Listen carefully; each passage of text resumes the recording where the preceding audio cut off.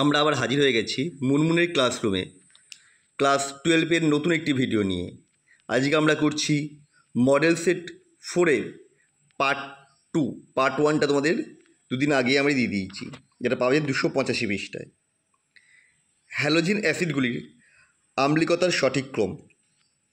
দেখো কোনটা সব থেকে বেশি হবে না, এই যায় সব থেকে বেশি, এই চাপের সব থেকে কম। কারণ গ্রুপের ওপর থেকে নিচে নামলে হ্যালোজেন পরমাণুর আকার ক্রমশ বৃদ্ধি পাওয়ায় হ্যালোজেনের হাইড্রোক্সাইডগুলির বন্ধন বিয়োজন শক্তি হ্রাস পায়, ফলে HI সহজে বিয়োজিত হয়ে H+ আয়ন দিতে পারে।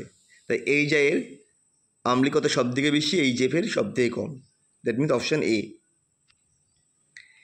BrF5 এর আকৃতি ও সংকরায়ন। এর হাইব্রিডাইজেশন হচ্ছে sp3d2, ফলে এর আকৃতি হবে বর্গ পিরামিডীয়, যেখানে একটা লোন পেয়ার ইলেকট্রন থেকে যাবে। Option B. তোমাদের আমি ছবিটাও এঁকে দেখিয়ে দিয়েছি। স্তম্ভ এক স্তম্ভ দুইয়ের মধ্যে মিলকরণ ঘটাতে বলেছে। দেখো এখানে যেটা দেওয়া রয়েছে, প্রথমটা এক একটা হচ্ছে অপশান ডি, হ্যালোজেনের জারণ ধর্মের ক্রমশ সাজানো রয়েছে। 2 নম্বরটা হচ্ছে অপশান সি, ইলেকট্রন গ্রহণ এনথালপি দেওয়া রয়েছে।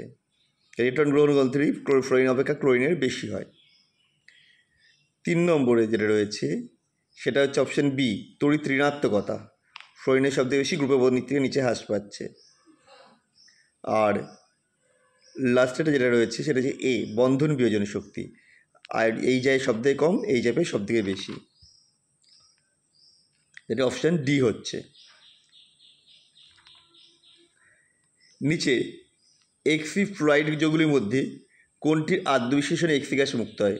এটা দেওয়া রয়েছে অপশান যেগুলো, তাতে 1 এবং 2, তাহলে XeF2 আর হচ্ছে XeF4 এর আদ্যবিশ্লেষণে জেনন মুক্ত হয়, অর্থাৎ অপশান এ হয়ে যাচ্ছে। বিক্রিয়াগুলো দেখো দিয়ে দিয়েছি।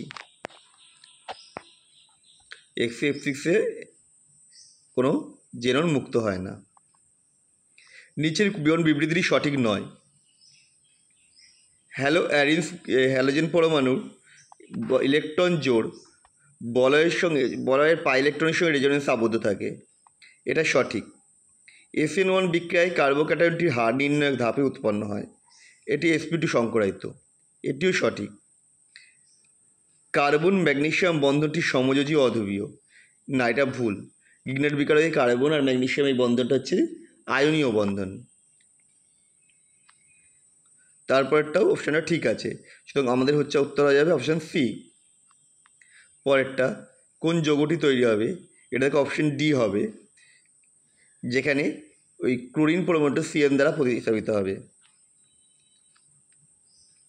অ্যালকোহল থেকে ক্লোরো অ্যালকেন প্রস্তুতির সবথেকে কার্যকারী বিক্রিয়া হলো SOCl2, কারণ এখানে যে বিক্রিয়াত পদার্থগুলো তৈরি হবে সেগুলো সব গ্যাস, ফলে অ্যালকিল হ্যালাইডটা বা ক্লোরো অ্যালকেনটাকে বিশুদ্ধ অবস্থায় পাওয়া যাবে।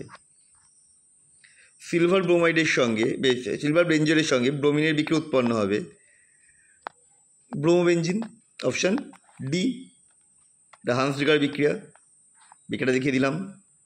নিচে কোন যৌগটি সব থেকে দ্রুত নিউক্লিওফিলিক বিক্রিয়া করবে?